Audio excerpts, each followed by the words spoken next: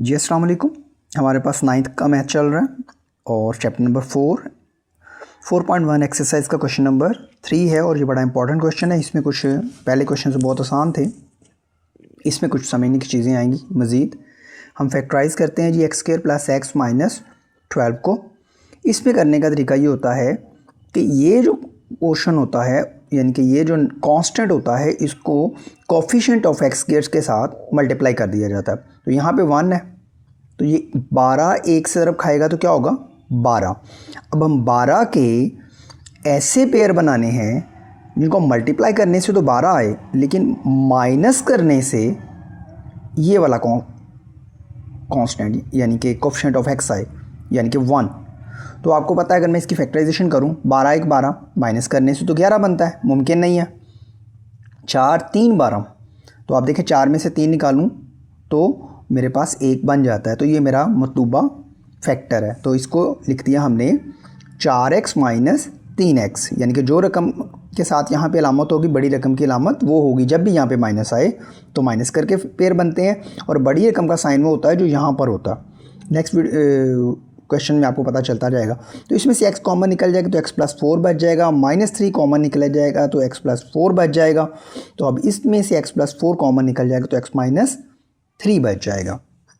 Next x² + 7x + 10। अब देखिए 10 को 1 से मल्टीप्लाई करें तो 10 1 दा 10 यानी कि 10 1 10। अब 10 के हमने ऐसे पेयर बनाने हैं जिनको मल्टीप्लाई करने से तो 10 आए लेकिन प्लस करने से 7 आए।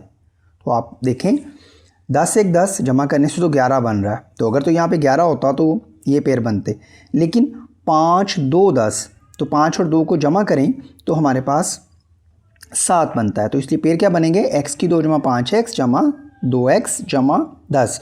तो याद रखें जब यहाँ पर जमा हो तो ये दोनों साइन वो होंगे जो यहाँ पे होगा। अगर यहाँ पे जमा होगा तो दोनों जमा होंगे, अगर यहाँ पे माइनस होगा तो दोनों माइनस होंगे जब भी यहाँ पर जमा का साइन होगा। अच्छा, इसमें से x कॉमन निकल गया x + 5, 2 कॉमन निकल गया x + 5 और x + 5 कॉमन निकल गया तो x + 2। नेक्स्ट चलते हैं जी हम थर्ड पार्ट की तरफ। x² - 6x + 8 यानी कि यहाँ पे अब 8 है। तो ऐसे पेयर बनाने हैं जिनको मल्टीप्लाई करने से 8 आए लेकिन प्लस करने से -2 आए। मैंने आपको भी बताया कि जब यहाँ पे प्लस हो तो जो हमारे पास पेयर बनेंगे उनका साइन वो होगा जो यहाँ पर होगा। तो आपको पता है, अब मैं सीधा सीधा चलता हूँ कि 4 2 8, 4 और 2 को जमा करें कितना आता है 6, तो -4 -2 तो x कॉमन निकल जाएगा, x - 4 -2 कॉमन निकल जाएगा तो x - 4। तो ये दोनों में से जब मैं कॉमन निकालूंगा तो x - 4 आ जाएगा और ये x - 2 आ जाएगा। तो नेक्स्ट आगे चलते हैं। x² - x - 56 यानी कि 56। अब यहाँ पे माइनस है तो 56 के ऐसे पेयर बनाने हैं जिनको माइनस करें तो माइनस का 1 आए। तो आपको पता है 8 7 56 होता है। तो बड़ी रकम का साइन कौन सा होगा जो यहाँ पे होगा। तो -8 जमा का 7 देखें 8 में 7 निकालेंगे 1 ही बनता। तो ये इसमें से x कॉमन निकल जाएगा, x - 8 जमा 7 कॉमन निकल जाएगा x - 8 तो x - 8 कॉमन निकल जाएगा तो x जमा 7 बच जाएगा।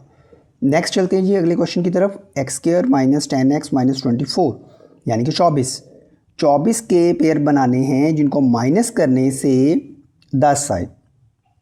अब मैं यहाँ पे एक आपको चीज़ बता दूँ, तो अगर तो यहाँ पे प्लस होता तो फिर तो बड़े आराम से हमारे पास 6 4 24 बन जाना था। 6 और 4 को जमा करते तो 10 बनना था, ठीक।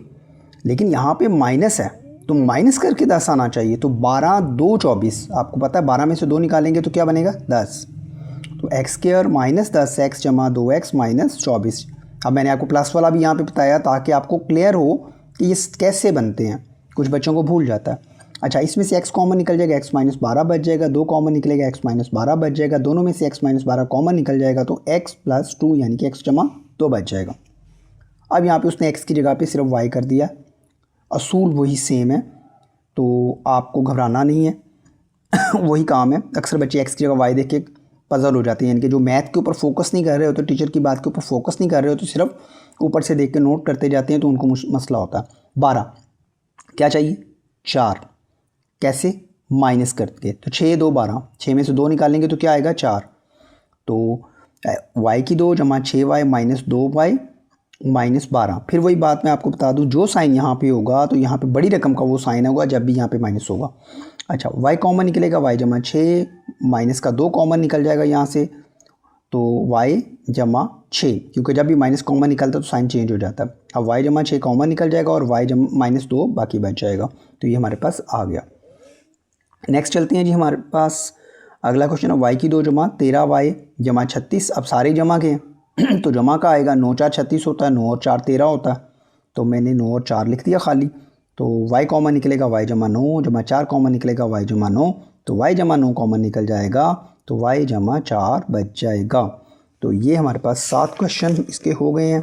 8वां और लास्ट इसका जो क्वेश्चन है उसको देखते हैं। x की 2 माइनस एक्स माइनस 2, तो आप देखें माइनस का 2 है तो सीधा सीधा 2 1 2 ही बनेगा, तो हमारे पास 2 जो है वो माइनस का होगा क्योंकि यहाँ पे माइनस है, 1 जमा का होगा। देखें -2 जमा 1 माइनस का 1 बचता, तो इसमें से x कॉमन निकल जाएगा, तो x -2, और इसमें से प्लस, जहाँ से कुछ कॉमन ना निकले, 1 कॉमन निकलता है, x -2, तो x -2 कॉमन निकल जाएगा, तो x + 1। तो हमारे क्वेश्चन जो हैं, क्वेश्चन नंबर 3 जो था उसके तमाम पार्ट्स 8 के 8 हो गए हैं। तो नेक्स्ट वीडियो में मिलते हैं, तब तक के लिए अल्लाह हाफिज़।